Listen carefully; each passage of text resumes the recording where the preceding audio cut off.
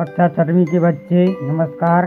आज से हम आपके कोर्स का पूरा अध्ययन करेंगे। एक बाय एक सभी विषय पढ़ेंगे और सभी विषयों के सभी अध्यायों का अध्ययन करेंगे। बहुत ही अच्छे से हम पढ़ रहे हैं। विज्ञान का पहला पाठ भोजन यह कहाँ से आता है। पाठ के मुख्य बिंदु जो हमें पढ़ना है, पहला 1.1 विभिन्न खाद्य पदार्थ, 1.2 सामग्री और उनके स्रोत, 1.3 भोजन के रूप में पौधों के भाग और जंतु उत्पाद, 1.4 जंतु क्या खाते हैं। आप अपनी फेयर कॉपी में लिख सकते हैं विज्ञान की। इनको आपके लिए बहुत ही अच्छे समझना है। यही मुख्य बिंदु हैं। तो चलते हैं, पहला बिंदु पढ़ते हैं। विभिन्न खाद्य पदार्थ। विभिन्न खाद्य पदार्थ हैं रोटी, दूध, चावल, दाल, चटनी, भाजी, गाजर, मूली, बैगन की सब्जी, अंडा, मछली, मांस, ब्रेड, रोटी, चाय आदि। आप सोचिए कि आपके दोस्त क्या क्या आपके लंच में लाते हैं। दूसरा बिंदु है 1.2 खाद्य सामग्री और उनके स्रोत। सारणी 1.2 में सूचीबद्ध कुछ कच्ची सामग्री जैसे फल और सब्जी के स्रोत का अनुमान लगाना हमारे लिए बहुत आसान हो सकता है। चित्र 1.2 यह कहाँ से आता है। निश्चित रूप से पौधों से। गेहूँ और चावल का क्या स्रोत। आपने धान और गेहूँ के खेतों में अनेक पौधों की अनेक पंक्तियाँ देखी होंगी। इनसे हमें अनाज प्राप्त होते हैं। चित्र 1.3 कुछ अन्य खाद्य पदार्थ जैसे दूध, अंडा, मुर्गा, मछली, झींगा, मांस आदि हमें जंतुओं से प्राप्त होते। 1.2 बी को देखिए। सारणी को वीडियो रोककर बड़े ध्यान से देखिए। इन चित्रों को देखिए बड़े ध्यान से। उस तरह जरा इनके बारे में सोचिए क्या लिखा है। जंतुओं से हमें दूध, मांस, अंडे तथा अन्य जात उत्पाद प्राप्त होते हैं।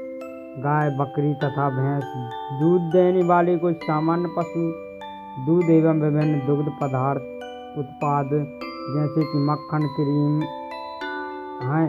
घी, पनीर और दही का उपयोग संसार के प्रत्येक क्षेत्र में किया जाता है। क्या आप कुछ अन्य जंतुओं के नाम बता सकते हैं जो हमें दूध देते हैं। तीसरा बिंदु 1.3 भोजन के रूप में पौधे के भाग और जंतु उत्पाद।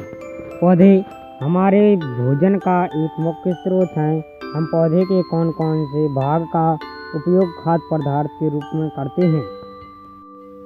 हम पत्तियों वाली अनेक सब्जियां खाते हैं। कुछ पौधे के फलों को भोजन के रूप में खाते हैं। कभी हम जड़, कभी तना तो कभी पुष्प भी भोजन के रूप में खाते हैं। 1.4 कभी आपने सीताफल के फूलों के चावल की पिट्ठी में डुबोकर व तलकर पकौड़ी बनाकर खाया है। इसका प्रयत्न कीजिए। कुछ पौधों के 2 या 2 से अधिक भाग खाने योग्य होते हैं।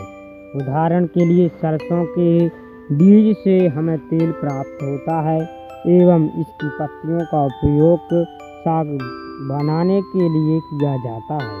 क्या आप केले के पौधे के विभिन्न भागों के बारे में सोच सकते हैं जिन्हें हम भोजन के रूप में लेते हैं।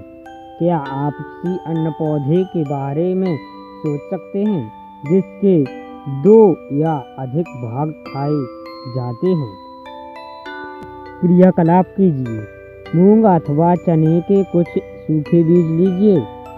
अब इनमें से कुछ बीजों को जल से भरे एक पात्र में डाल दें तथा 1 दिन के लिए छोड़ दीजिए। अगले दिन जल को पूरी तरह निकाल दें और बीजों को गिलास में रहने दें। उन्हें एक गीले कपड़े से लपेटकर एक ओर रख दीजिए। अब क्या आप बीजों में कुछ परिवर्तन देखते हैं। क्या एक छोटी सी सफ़ेद संरचना बीज से बाहर निकल आती है। यदि हाँ तो बीज अंकुरित हो गए हैं। यदि नहीं तो बीजों को पानी में धोएं, पानी निकाल दें और गीले कपड़े से ढककर अगले दिन के लिए उन्हें छोड़ दें। क्या उस दिन आपको बीजों से बाहर निकलता हुआ एक छोटा सा अंकुर दिखाई देता है। अंकुरों को सावधानी से धोकर आप इन्हें खा सकते हैं। ये उबाले भी जा सकते हैं। इनमें कुछ मसाले मिलाने पर खाने के लिए एक स्वादिष्ट अल्पाहार तैयार हो जाता है। क्या आप जानते हैं कि शहद कहाँ से आता है या यह कैसे उत्पादित होता है? क्या आपने एक मधुमक्खी का छत्ता देखा है जहाँ बहुत सी मधुमक्खियाँ भिन्न भिन्नाया करती हैं? मधुमक्खियाँ फूलों के मकरंद मीठे रस एकत्रित करती हैं और इसे अपने छत्ते में भंडारित करती हैं। फूल और उनका मकरंद वर्ष के केवल कुछ समय में ही उपलब्ध होते हैं। अतः मधुमक्खियाँ इस मकरंद का भंडारण कर लेती हैं ताकि पूरे वर्ष इसका उपयोग किया जा सके। हम ऐसे छत्तों में मधुमक्खियों द्वारा भंडारित भोजन का शहद के रूप में उपयोग करते हैं। 1.4 यह चौथा बिंदु है। जंतु क्या खाते हैं? क्या आपके घर में कोई ऐसा पालतू पशु है जिसकी आप देखभाल करते हो? कुत्ता, बिल्ली, भैंस या बकरी? फिर आपको इसकी जानकारी भी अवश्य होगी कि आपका पालतू जानवर क्या खाता है। अन्य जंतु क्या खाते हैं? क्या आपने कभी गिलहरी, कबूतर, छिपकली या छोटे छोटे कीट को खाना खाते देखा है? सारणी 1.5 को देखते हैं। जंतु और उनका भोजन। एक तरफ जीव का नाम लिखा है तो दूसरी तरफ खाया जाने वाले भोजन। जीव क्या खाता है? पहला है भैंस। भैंस क्या खाती है? घास, खली, भूसा, अनाज, पत्ती। दूसरी है बिल्ली। बिल्ली क्या खाती है? छोटे जंतु, पक्षी, दूध। चलो अगले जानवर का भोजन बताइए। चूहा। चूहा क्या खाता है? सोचिए क्या खाता है चूहा? चलो हम बताते हैं। चूहा दाने खाता है। पेड़ पौधों की डालियों को भी छोटी छोटी खा लेता है। चलिए अगला बताइए। शेर। शेर क्या खाता है? सोचिए जरा, शेर क्या खाता है? तो चलिए इस रिक्त स्थान भरते हैं। मांस क्या खाता है?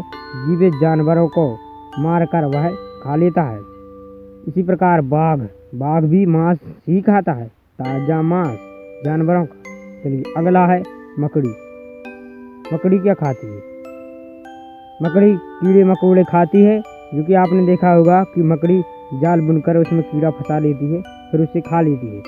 चलिए अगला छिपकली। छिपकली क्या खाती है? छिपकली भी छोटे छोटे कीड़े मकोड़ों को ही खाती है। गाय। आप सभी को यह तो पता ही होगा गाय क्या खाती है। तो हाँ, बस गाय भूसा, घास, खली, अनाज, पत्ती खाती है। जो भी भैंस खाती है वह गाय भी खाती है। चलिए मनुष्य। आप तो मनुष्य ही हैं, तो बताइए आप स्वयं क्या खाते हैं? दूध, रोटी, सब्जी, मांस, मछली, अंडे आदि। सही। तितली। चलिए बताइए तितली क्या खाती है? तो तितली जो है फूलों का रस चूसती है। फूलों पर बैठकर उसका जो मकरंद है वह मधुमक्खियों की तरह वह खा लेती है, पी लेती है। हाँ चलिए अगला है कौआ। कौआ क्या खाता है? जल्दी बताइए। सोचिए क्या खाता है कौआ? कौआ मांस के टुकड़े भी खा लेता है मरे जानवरों के, और वह रोटी खा लेता है, और इस प्रकार कुछ भी खा लेता है कौआ। हाँ चलिए अन्य जानवर क्या खाते हैं?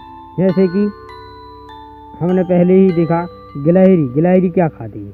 कुछ छोटे छोटे दानों को खाती है, बीजों को खाती है, अनाज के। हाँ चलिए अब आगे देखिए। फिर से सारणी 1.5 को ध्यान से देखिए और इसके जंतुओं के 3 वर्गों में विभाजित कीजिए। पहले वर्ग में केवल उन जंतुओं के नाम लिखिए जो केवल पौधे और पादप उत्पाद खाते हैं। इन्हें शाकाहारी जंतु कहते हैं। यहाँ कुछ जंतु ऐसे हैं जो दूसरे प्राणियों को खाते हैं, इन्हें दूसरे वर्ग में रखते हैं। इन प्राणियों को मांसाहारी जंतु कहते हैं। क्या आप कुछ ऐसे जंतुओं को जानते हैं जिनका भोजन पौधे और जंतु दोनों ही होते हैं? इन्हें तीसरे वर्ग में रखिए, इन्हें सर्वाहारी जंतु कहते हैं। हाँ, अब आप इन्हें सारणी 1.6 के अनुसार 3 अलग अलग वर्गों में लिखिए। चलिए लिखते हैं। शाकाहारी गाय, दूसरे खंड मांसाहारी शेर, सर्वाहारी कौआ। इसी प्रकार हम और भी बिल्ली को किस में रखते हैं? बिल्ली चूहा भी खाती है, दूध भी खा लेती है और रोटी भी खा लेती है, इसलिए हम इसे किस में रखेंगे? दोनों चीज़ें खाती है, इसलिए हम इसे बिल्ली को सर्वाहारी में रखेंगे। चलिए चूहा क्या खाता है? चूहा दानों को खाता है, इस प्रकार हम इसे चूहा को कहाँ रखेंगे? शाकाहारी।